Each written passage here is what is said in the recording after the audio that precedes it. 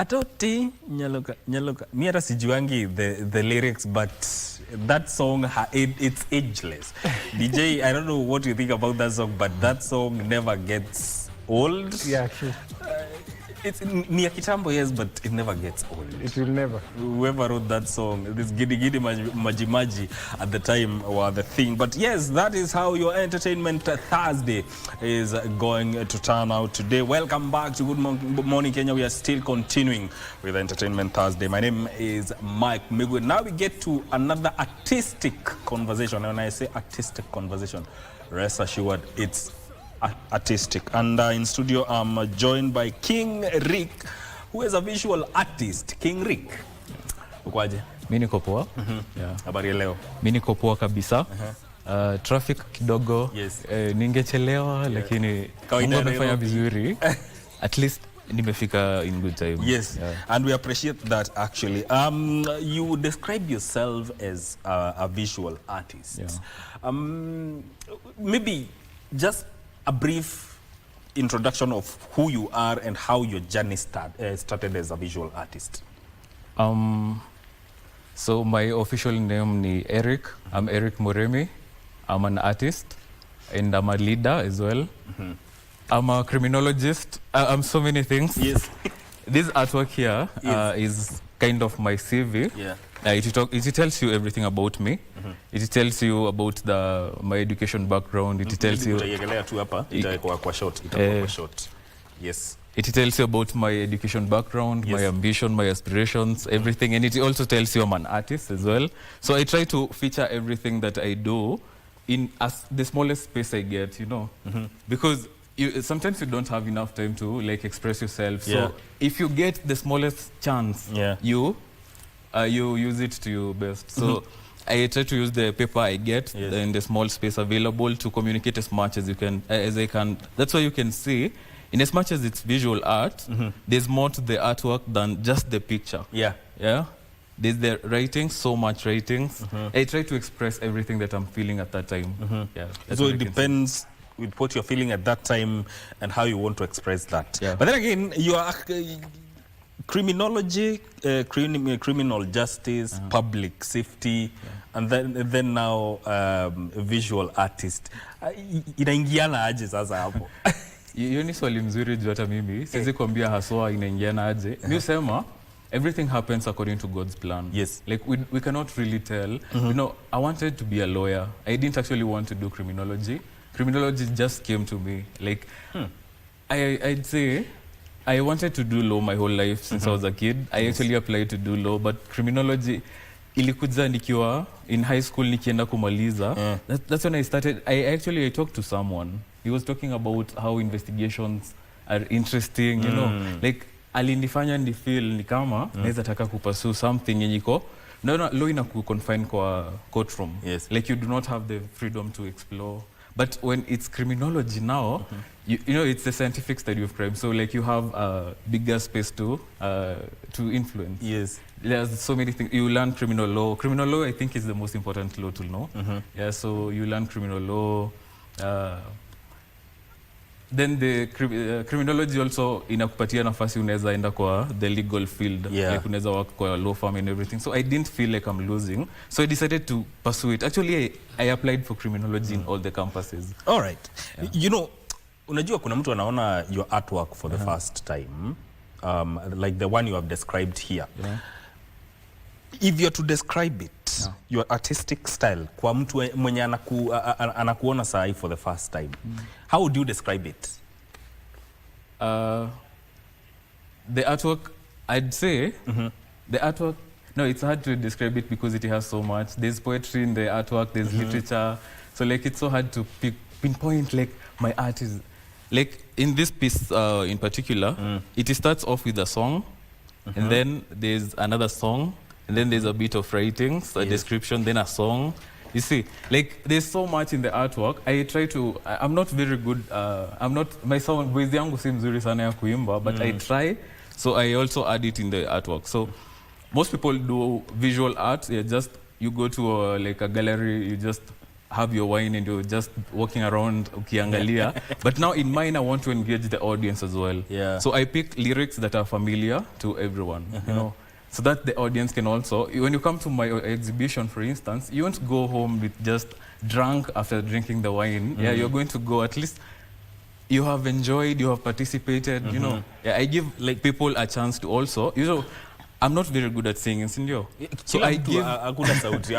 Hata mimi najua kuimba lakini sina sauti. Sauti nakataa kidogo. Especially when it matters. Yes. Kama sio ukiniambia niimbe. Lakini when now I have an audience, naweza pata kuna mtu ako good at kuimba, then nimpatie pia nafasi ya kujisell. I'm not just doing the art for me. Like I try to, nikifanya the poetry and everything, I'm giving everyone a chance to shine pamoja na mimi. I don't want to go. So there's a chance that they are immersing yourself in your craft, but also there's a chance for them to express themselves. Exactly. Very nice. You know, one thing about creativity, you must draw an inspiration from somewhere for you to maybe formulate an art piece that you want to come up with. Maybe from your perspective, nini ukupea hiyo inspiration? Is it observation, emotion, or even unaweza kaa hivi uimagine kitu uichore? Actually, mi usema, I'm more of a writer than mchoraji. Mi ni mwandishi anaweza chora. More than mchoraji anaweza andika. I write more than I draw, you know. So I'd say, when I'm writing, it feels like it's not enough. Yeah, like the words are not enough to express what I'm feeling, you know. Then I bring it now. Nona, when I'm explaining a point to you, inaweza kuwa ngumu kuexplain exactly what I'm trying to say, but nikikuchorea, now you can get it better. Yeah, I can be able to explain sasa ukiona, you know. Yeah, and you know, let's say you have a blank canvas. Walk us through your creative process now, bringing that idea to life that you have in mind. There's nothing I love more than a plain paper. Like, just having, you know, a plain paper represents opportunity. Yeah. Like, there's so much you can do on a plain paper. So, like, a blank canvas, that's, I first take time, I look at it, I look at the potential it carries. Yeah, like, then I don't want to waste the paper. I love the paper, so I value it so much. So I don't want to waste it. I don't want ati nimechora, then now I'm tearing it. No, I want to do it. Ninaka kwanza, I take a few, naweza hata chukua 1 hour, nimekaa tu nikiangalia, nikifikiria. Because you have to draw it first in your mind before you put it down on paper. You know? So I just sit nayo, nakaa, natembea kidogo, narudi, naiangalia. Then now I start drawing. Do you know, I hear writers have this writer's block. Sometimes you have a plain sheet of paper, you want to write, but it's your mind is like blocked. Do you have those moments where you have like an artistic block? Yes, you have a canvas there with you, empty, not drawn anything. Do you have those moments when you have that block? It happens to everyone. How do you deal with that? Now I think God alinisave from a writer's block by kunifanya pia naweza chora. Because now when I'm seated and I don't know what to write, I can start sketching something, then it inspires what I write. You know?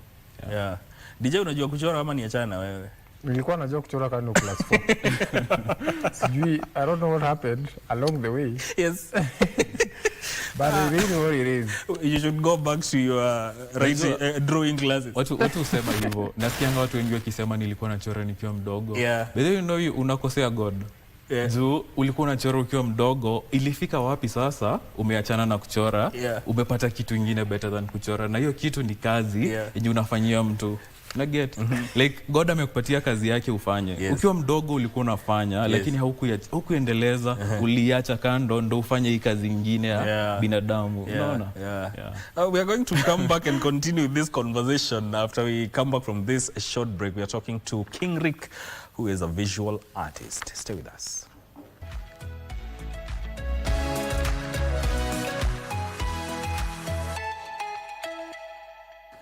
Welcome back to Entertainment Thursday. We are talking to King Rick, who is a visual artist. And, you know, there are a lot of drawings that he has here, a lot of artwork that he has here. But before we get to them, I want to understand from you, King Rick, What stories or messages do you find yourself going back to every time you're, or most time that you're drawing, most time that you're writing? What kind of messages do you find yourself going back to? Before we went on the, before we took the break, we were talking about how kuna ile kazi God amekupatia, si ndio? Yeah. So I feel like because I'm advocating for kazi yenye God alikupatia, now I cannot be talking about that and I'm not solving what I feel he requires us to talk about, what I feel he wants us to solve.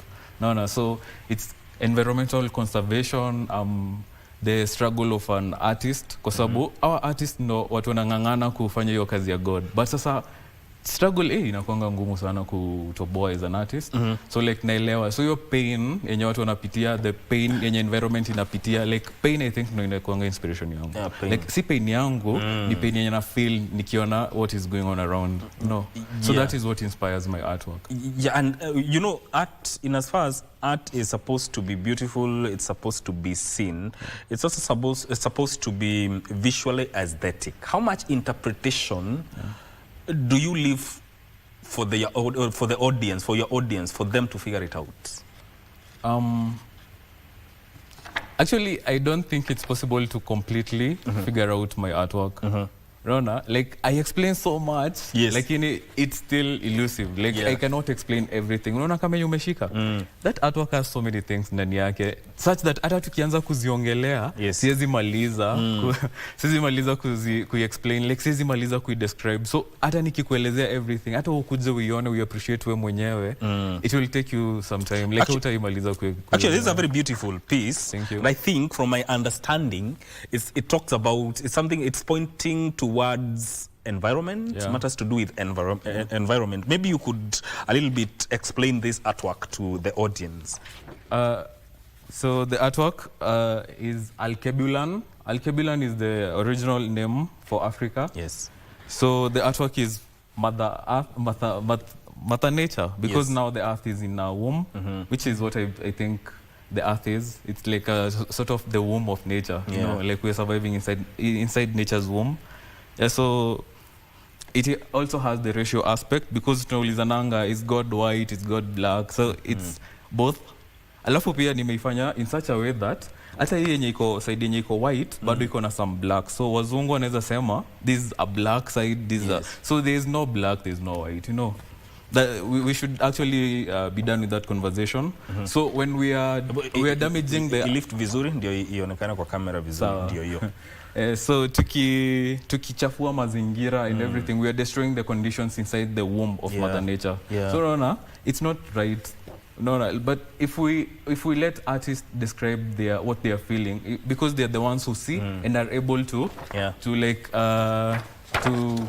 to express what they are feeling about what they see. You see, like, but we are not giving them the opportunity to express to us what they are seeing. It's artists talk about what we are all thinking, but they are the only ones who can be able to bring it out in a way that everyone can understand. But we are not giving them that chance, you know. We are not giving the struggling artist anaonekana kama cheese, yuko anatembea akiwa mchafu and everything. You see, like we should give them an opportunity watufunze ni nini hiyo yenye iko ndani yao. Juu wakileta nje sasa everyone will understand and we can be able to solve. Juu sasa tukisema Mother Nature is a womb and then I draw Mother Nature as a womb, as a woman, and then the womb, you see, I am better explaining what I'm feeling and we can solve that problem in a describe. DJ, ulikuwa na swali? Kuna, I think it's the same na the one that I'm project, yeah. This one, there's an article here. Actually, it's the same question that I wanted to ask about the relationship of this statement, the environment conservation, and the pregnant woman here, around here. So kama mnaweza icheki.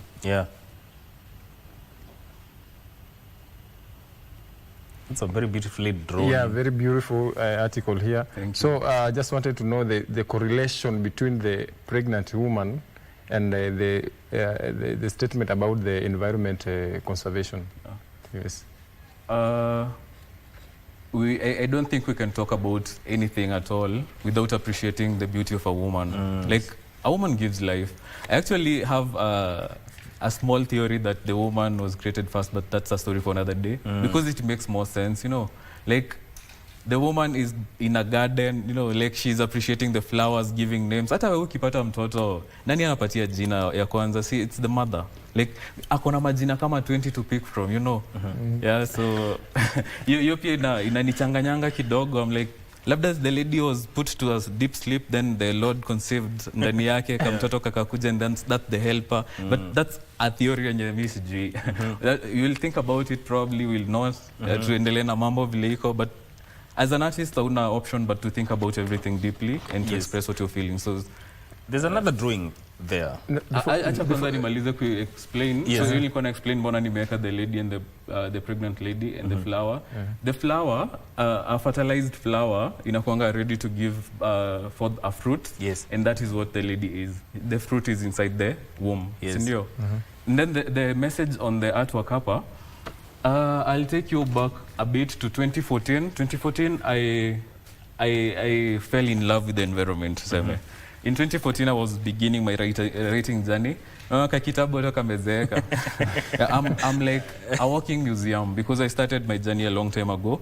So at least hii nilikuwa na date kazi. So this July 2014, I started writing a book. I had written another one, so hii ilinionyesha naweza andika kitabu. So I decided to write a book about the environment, about environmental conservation. That was in June 16th, July 2014. Yes. The book ilikuwa title ni Knowing the Earth is My Business by Eric Moremi. So hii kitabu inaongelea Wangari Maathai, inaongelea vile nilikuwa na like, watu hata shule walikuwa wananiita Wangari Maathai because I started an organization inaitwa YICAPRO. Yes. YICAPRO. That's Youth Environmental Conservation and Poverty Reduction Youth Group. That was a group I started in high school. So mkiokota makaratasi mnaitwa machizi, mnaitwa Wangari Maathai, environmental whatever. Yeah. Like, I had some support. I had wengine wako ni support. Hiyo ni normal sana kwa hii life. So I decided to start doing flyers. Hiyo ilikuwa hiyo 2014 bado. I started doing flyers for sensitization about the environment. The artwork yenye ameshika sasa, now getting to my point.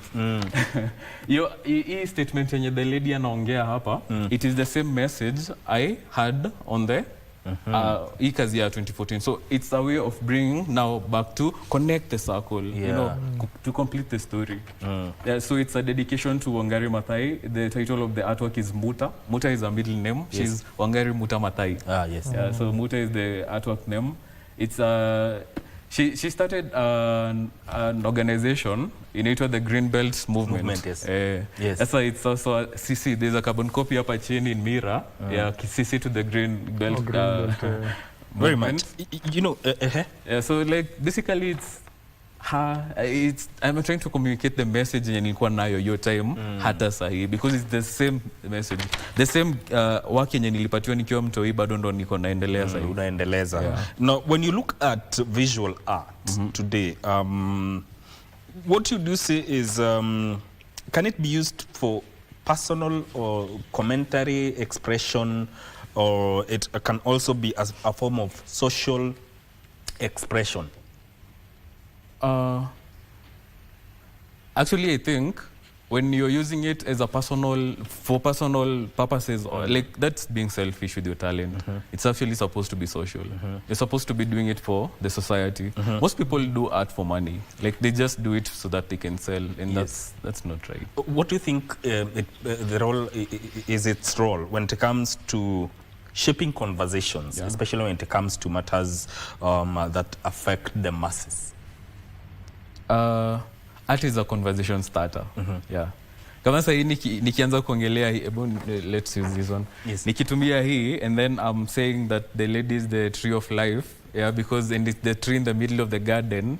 You see, that is a conversation. It's a deep conversation that starts another conversation and another conversation and another conversation, you know. Yeah. Like I have the freedom as an artist to begin conversations about anything, and that's a good thing, you know. Yeah. Do you have commercial interest when it comes to your work, your artistic work? And how do you balance that with your creative freedom? What do you mean commercial interest? Commercial, like you prepare art with the intention of selling? No, I don't sell my work. It's connected. Like, so, you know, nikienda kwa moja inanituma kwa ingine. So if I sell this one now, the story won't be complete. So I prefer to have my art kiwa pamoja. There's a concept inakuanga in politics yenye watu wanasema you don't use your money to campaign. The society funds you because you are their leader, you know. I believe that is the same concept. See, when Jesus is sending the disciples waende waka preach and everything, anawaambia usibebe anything, mta provide you everything. So you're not supposed to look at your own interest, no. Like you're just supposed to let God provide you through the people. Yes. You know, like I believe artists wanafaa kusupportiwa. Unajua it's not easy to create. Like it's not easy, like it's painful. Saying hata the message inakufanya unalia, ndo maana unachora hiyo kitu. Like they're supposed to be washikiliwe, wasapotiwe. Yeah, but sasa we are not doing that, so many of them wanakufa in depression. Yes. Which is the story behind us Actually, I wanted us to go there and because we have a few artistic displays that you have put there and just give us a feel of how the story goes, because each artistic work there tells a story. I think we should proceed there so that you can give us a good... labda kufunga the environment thing, I registered a group, a project inaitwa World Support and Poverty Reduction youth group. That was in 2018. So ilikuwa continuation ya YICAPRO. Oh, nice. Now I brought it down to paper. All right. Let's come and explain to us what we are seeing here. So where do we start? We start here. So tuseme, like in my case, yes, for my story, nilimaliza shule, and then now you're wondering, where do you go from here? Yeah. No. So unatokanga nyumbani with nothing. Yeah. Like for the guy, mostly unanga anything, you just go with what you have, which is probably the clothes on your back and your degree. Unaona, hata kwa kabag hapa ni degree, unaona nimeandika. I have a degree in here and a CV and all papers and all other papers. Is this the job I was promised? And I have to pay tax. Manze. Yeah. No, like una struggle ulisoma. Kama sahi tukienda kwa, I think tuenda tukiruka. Yes. Tukienda kwa hii naongelea greetings, your loan is in default. We intend to forward your loan account to the CRB for negative listing in 30 days. Hiyo ni help wanakuambia. Like ulisoma ukiwa na dreams, utapatiwa kazi, ukisoma chukua hii loan, utalipa ukiingia kazi, hata utaifeel. Waje hivyo ndo mtu anaambia ukiingia. Sasa unaingia shule, unasoma kwa bidii, unatoka nje umebeba degree yako kwa bag yenye hata ina kitu ingine, you don't have anything. Umefika mahali nimeka nikonja tasiwezi karanga. Like that is the song that is describing the situation of that kijana. Yes. So unaona hata kuna Crocs na socks imeraruka. Like that is the general kijana on the street right now. That is the same story I have. That's my story as well. Ukienda hapa, when you go to your friends, like you're in the middle of people. You have probably family on this side, their friends on that side. Kila mtu ako na kitu. You see they have something they are eating, uko hapo tukatikati umejikunja, you don't have anything, you know. That is actually the situation, Joe. Unaenda anauliza, everyone is somewhere doing something. I have tried everything, but nothing is working. I'm starving, yet none is willing to share. So unawanda, mbona ubeshti yangu haniconnect na kwenye anatoanga, juu ya ashatoka block, mbona haniambii vile mimi nitatoka, unaona. So hii basically inajaribu kusema acha nitumie lyrics za Nyashinski. Nyashinski is I'd say my inspiration inatokanga kwa ngoma zake pia. I feel like we draw inspiration from the same source. You know. So like natumia ngoma yake. Hii ni mtu yote yako na dream. Siku moja Joe ni what ita king. You see like he's preparing the next generation, ujiamini. So umse ndo anaongeleshwa. Naambiwa hii ni mtu yako na dream. Like wewe amini tu dream yako ndani yako, ukiinacha you are also going to get your own plate. Usingoje kupatiwa food kutoka kwa any side. Yes. Invest in yourself, invest in your dream. What about this? That's the girl child, she's also suffering. Hatuwezi sema the girl child ati ya suffer. Hata wana suffer juu kuna stories nimesikia unaenda kutafuta job. Ladies ni ukweli wanapata job sana kuliko majamaa, but in actual sense unaweza pata wanadhalilishwa before upate hiyo kazi. Like sasa ukikuwa hautaki unarudi ushago. So huyu amebeba bags 3 za fertilizer. Unaona ametoka subsidized fertilizer. Ili lazima utumie kiondo sasa uweze kusoma. Subsidized fertilizer ametoka kubai, ametoka kuchukua au kubai. Tupatiwe free tunachukua, tunanunua. So ametoka kubai fertilizer. Ndio ya mzigo kubwa imemlemea. And then now it's not just her. When I'm talking about ladies, I talk about more than just the lady. It's mother nature as well. So the bags kona song ndani. Hiyo mzigo ni a song napenda sana. It's a country music, I think. Yeah, Shimoni. Yeah, there's a song about Shimoni. Like that's the lyrics I have on that. Yeah. Because it's the burdens that the African alibeba. You know, like it's basically the struggle. So nilieka in the same artwork. All right. Yeah. There's something I'm seeing as a constant here. Yeah. Writings that are not, I'd say they're not legible, but you've written them in a manner that you cannot just read. Yeah. It's like you have to put a mirror there for you to read. Yeah. So what's the idea? What's the inspiration behind that? So if you remain faithful to God, by the way, now hii sasa nikwambie tu kweli, if you remain faithful, kazi yenye alikupatia anaendeleanga kukufungulia milango polepole. Now see, in 2014 I started the environment thing. Hiyo ni kitu ninge trend nayo. Naona because uni kijana mdogo anafanya the environment thing. Yes. I had written a book before, nilikuwa nimeongelea. Niliandika kitabu about basketball. This was a book, I love basketball, so niliandika ndo niingie kwa team ya basketball na niliuze pia, at least I get something. So niliunda kitabu ya kwanza, then ikani-inspire kuandika ya pili. So ya pili ingenisaidia kutrend zaidi, unaona? Yes. But now I thought about it and I decided to go deeper instead of sell out. Naona? So I decided to go deeper. In 2018 ndo nimekuonyesha, I went to the world support. Yes. You see, I was still in the environment thing. Yes. Then nikaendelea, sasa I went deeper and deeper into writing and thinking, and then I got better at artwork, at kuchora. Oh, I have the environment, I have the books, I have the kuchora. Yeah. Like naeza trend nayo. Yeah. So I decided to hata hiyo kuweka kando. Yes. In 2017 I started doing photography. I'm actually King Rick photographer. Yeah, King Rick I have a King Rick photography as well. So I did photography for 3 years. Hiyo pia, the art plus the photography plus the environment plus the books, like I have so much naeza trend nayo. No, but I decided hata hiyo kuweka kando. Yeah. In 2021 kamera yangu ikaibiwa. I stopped doing photography. I was forced to go back to the village. Then I prayed a lot. God akani bless na sasa hiyo skill yenye unauliza. The mirror writing ni ukweli, when you look at the text inakaa wanasema kitu but inakaa foreign language. That is mirror writing. Yeah. Mirror writing. Yani mirror writing yenye unaandika normally but sasa lazima uweke kiondo ipindue. Nice. Inasema ni something neurological. Yeah. Like I can be able to use both hemispheres of my brain at the same time. Now, actually what you're seeing on your screen is how you do the mirror writing now. That is a clip that you have. That is simultaneous mirror writing. Wow. I can also use both hands at the same time. How easy or hard is that? It's very easy for me. I actually don't understand how it's only me who can do it. I don't know. So as we close this conversation, for anyone who wants to get into visual artistic work, they feel they have the talent and they want to get into it. How would you advise them? Me, I'd say, actually, you don't struggle. Okay, see, nimeongelea Nyashinsky. If you listen to him well, unasikianga anasema, he brings it raw vile inakuja.